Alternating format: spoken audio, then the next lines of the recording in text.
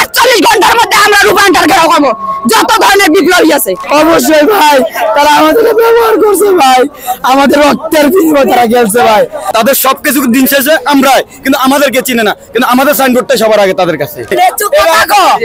ন্যায্য আলোচনা কর, ন্যায্য ভাবে চল, আমরা তাদের পাশে আছি। 500 প্লাস গুলি আছে, 500 প্লাস।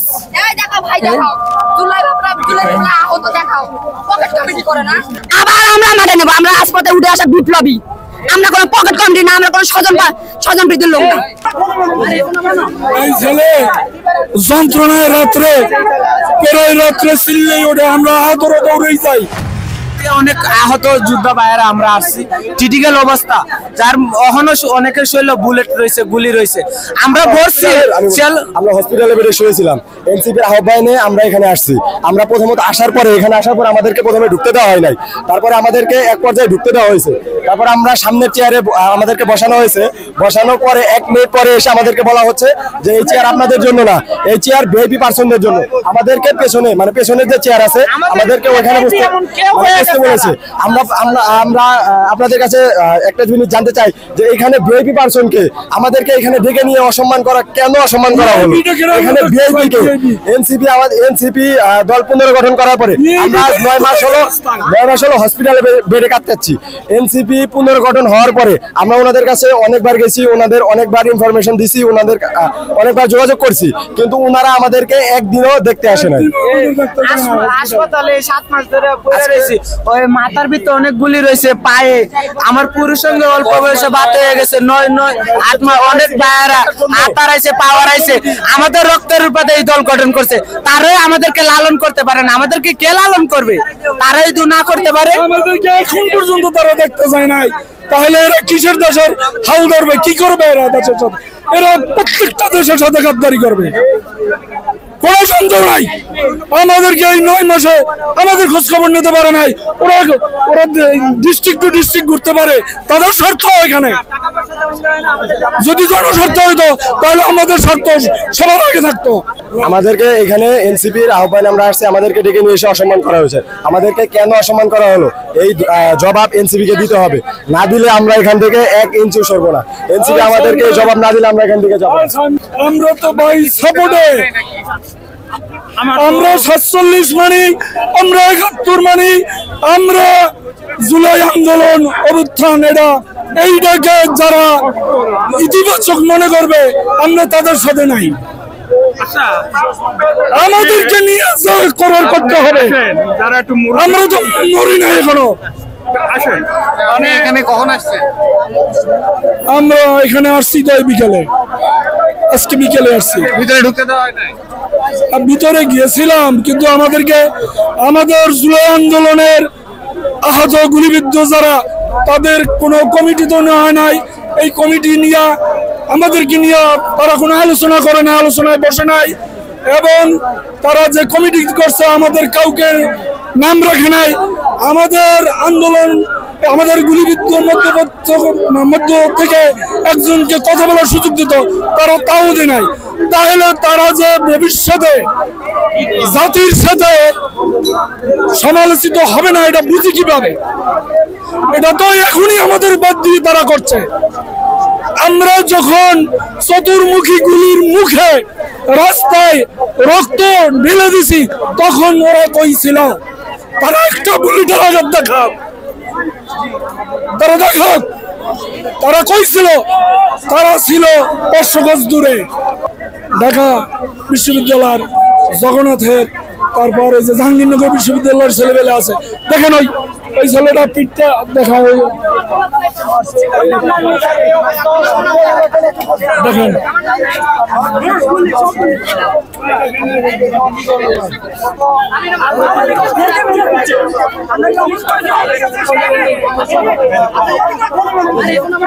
এই ছেলে যন্ত্রণায় রাত্রে পেরোয় রাত্রে চিল্লেই ওঠে, আমরা আদরে দৌড়েই যাই। আমাদের তো কেউ নাই। আমার রাত্রে খিস মেরা আলাপ পাই যেন কাঠার চিল্লাই বিল্লাই বালিশ কামড়াই ধরি, বলবো কাকে দুঃখের কথা। আমাদের কাছে কোনো নেতৃবৃন্দ যায় না। আমরা একজন আর সেকশন আর একজন দৌড়ে যাই। এই সবার অবস্থা। এর হাত একটা প্যারালাইজ, বাম হাতটা প্যারালাইজড হয়ে গেছে, দেখার কেউ নেই। এরা শুধু কমিটি করে আর দেশ গড়ার স্বপ্ন দেখে। আমরা থাকলে তো এগুলো হইতে দেবো না, কারণ আমাদের জীবনে মায়া নাই, ওদের জীবনের এখনো মায়া আছে। আমাদের জীবনের মায়া নাই, জীবন বিলাই দিছি আমরা ওই সময়, এটা কোনো মূল্যই নাই, এটা কোনো মূল্যই নাই। আমরা এখন বেঁচে আছি ইনট্যাক্ট, আল্লাহ বাঁচাই রাখছে। আপনারা নাম দিয়া এখন সারা দেশ সারা ওই চেয়ারগুলো নাকি অতিথিদের এবং ভিআইপি অতিথিদেরকে তাদের মুখ থেকে বলা হয়। এখন আমি বলবো যে আমরা রক্ত দিয়েছি, আমরা হাত দিয়েছি, পা দিয়েছি, চোখ দিয়েছি, আমরা বিভিন্ন শরীরের অংশ দিয়েছি, এবং আমাদের চাইতেও এই ভিআইপি ওদের কাছে কারা আমরা জানতে চাই। যে আক্রমণ আসবে না, আমাদের এই নিরাপত্তার দায়িত্ব কার? রাষ্ট্রের। রাষ্ট্র আমাদেরকে স্বীকৃতি দিচ্ছে না, আমাদেরকে কি আইন সুরক্ষা আইন দিবে? ওরা ওদের স্বীকৃতি, ওদের এনসিপি নিয়ে বসে আছে, যার জন্য ওরা আজকে আমাদেরকে দেখতেও আসে না, আমাদের দেখতেও আসে না। আমাদের চেতনা বিক্রি করে আজকে ওরা যুব উইং করে, শ্রমিক উইং করে, স্টুডেন্ট উইং করে। এদের এই আইন দিয়েছে কে?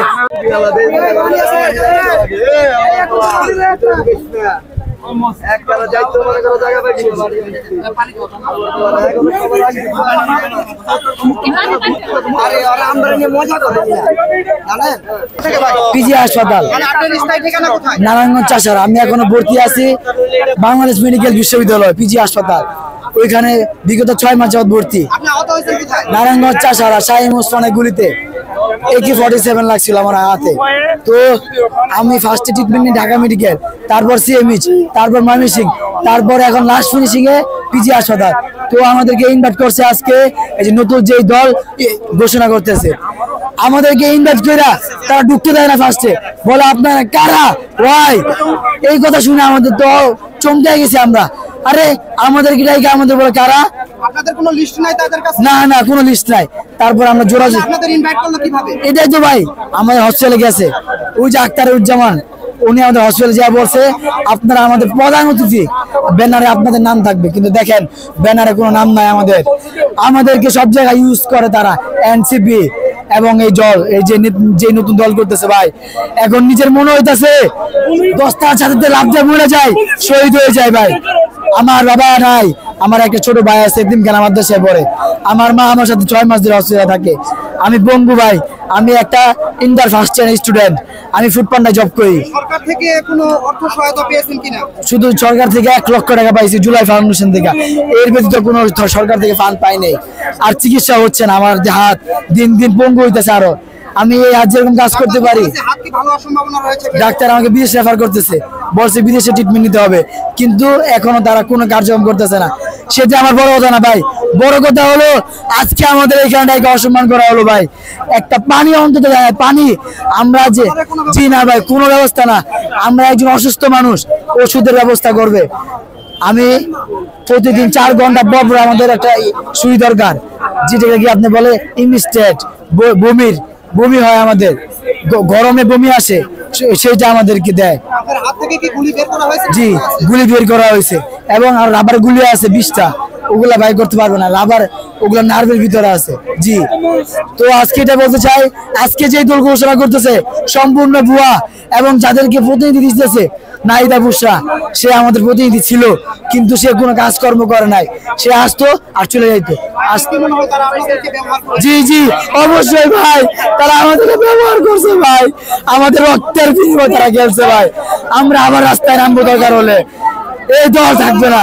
কার বিষয়ে, মানে কার ইয়েতে রাস্তায় নামবে? আপনাদের হেড কে? আমাদের হেড হলো আমাদের জুলাই বিপ্লবীরা, আমাদের রক্ত, আমাদের হেড রক্ত। যারা বলে এই জুলাই বিপ্লবের মাস্টার মাইন্ড, এই হাসনাত, সার্জিস, এই যে আক্তারুজ্জামান, তারা না। এখন না বিগত এই যে 8-9 মাস ধরে গুলি খেয়েছি, তারা কখনই আসে না। আমরা পিজি হসপিটালে ভর্তি আছিলাম শাহবাগ, তো আমাদের ওই জায়গায় 54 জন বর্তমানে আছি, সবাই ক্রিটিক্যাল অবস্থা। যারা আছি ম্যাক্সিমাম 54 জনের ভিতরে মানে 50 জনের ভিতরে শরীরে অনেক বুলেট আছে। তারা এই যে ছাত্র দল যারা নতুন যে দল খুলছে, তারা আবার আজকে আরেকটা নতুন একটা খুলছে, ঠিক আছে? তো তারা কিন্তু এই জায়গায় আমাদের আহতদের কোনো খোঁজ খবর নেয় না, অথচ তারা দল খুলে করে। আমরা আহতরা আসছি পিজি হসপিটাল থেকে 54 জন, বলছিল যে আমাদের দুইজন প্রতিনিধি যে কথা বলবে, যে তাদেরকে কোনো কথা বলতে দেয় না, কিচ্ছু দেয় না। মানে আমাদের কোনো প্রবেশের কোনো সুযোগ নাই, সবকিছু তারাই করে, তারাই সবকিছু নেতৃত্ব করে। মানে আমরা হয়তো মানে এরা তাদের কাছে মানে বোঝা হয়ে গেছে, এরকম একটা মানে চিন্তা ভাবনা। তাদেরকে ব্যবহার করা হচ্ছে এরকম মনে হচ্ছে। খারাপ ব্যবহার তো অবশ্যই করে, কারণ মূলত এই 8-9 মাস ধরে তারা তো আমাদের কোনো খোঁজ খবর নেই না। আমাদের খোঁজ খবর নিলে আমরা তেমন না যে তাদের কাছে যে আইলে তাদের কাছে আমরা টাকা পয়সা যাবে কিছু, এরকম না। তারা এই এক সময় এই আপনার আন্দোলনের নেতৃত্ব দিছে যারা, তারা যদি আমাদের সাথে দেখা করে এটাই তো আমাদের জন্য ভালো হয়। তারা দেখা করে না, তারা আমাদের কোনো কষ্ট এবং সুখ দুঃখের কোনো খোঁজ খবর তারা রাখে না। তারা শুধু যখন একটা মিটিং প্রোগ্রাম হয় তখনই আমাদের আহতদেরকে আইন না এই জায়গায় শো দেখায়। এই হলো তাদের মূল রাজনীতি, এই হলো রাজনীতি। আপনাদের এখন পর্যন্ত কেন যোগাযোগ করতেছে না তারা? কেন কোনো ভাই এক কথা মনে রাখবেন, যারা প্রকৃত নেতা তারা আরেকজনের মূল্যায়ন বুঝে। এটা কি নেতা? এটা তো হাইব্রিড। হাইব্রিডে কি বুঝবো? আমাদেরকে ডাকে ভাই আসেন, আসার পরে প্রোগ্রাম শেষে কথা ভাই সরি, ওইটাও তাদের মুখ দিয়ে আসে না। তাদের সবকিছু দিন শেষে আমরাই, কিন্তু আমাদেরকে চিনে না, কিন্তু আমাদের সাইনবোর্ডটাই সবার আগে তাদের কাছে। প্রোগ্রাম শেষে পিছনে দৌড় দিতে এদের এক একটার অবস্থা খারাপ। আমরা আলহামদুলিল্লাহ ভালো আছি, কারো ঠেঙে নাই। ন্যায্য আলোচনা কর, ন্যায্য ভাবে চল, আমরা তোদের পাশে আছি। তোরা অবৈধ ভাবে কথা বলছ। এদিকে না, আরে এদিকে এদিকে ঘুরো ঘুরো ঘুরো। এই যে দেখেন ওর শরীরের অবস্থা দেখছেন, 500+ গুলি আছে, 500+। এই দেখো ভাই, দেখো জুলাই বাপরা জুলাই আহত দেখাও। পকেট কমিটি করে না, পকেট কমিটি করে। এই ভাই দেখো, ঘুরে দেখো। অথচ আমাদের কোনো কমিটি নেই। এখন আমাদের সাথে জনগণ 95% জনগণ আমাদের সাথে একতা প্রকাশ করে। এখন পর্যন্ত আপনাদের সাথে 95% জনগণ একতা প্রকাশ করে। ক্ষমা চাইছে?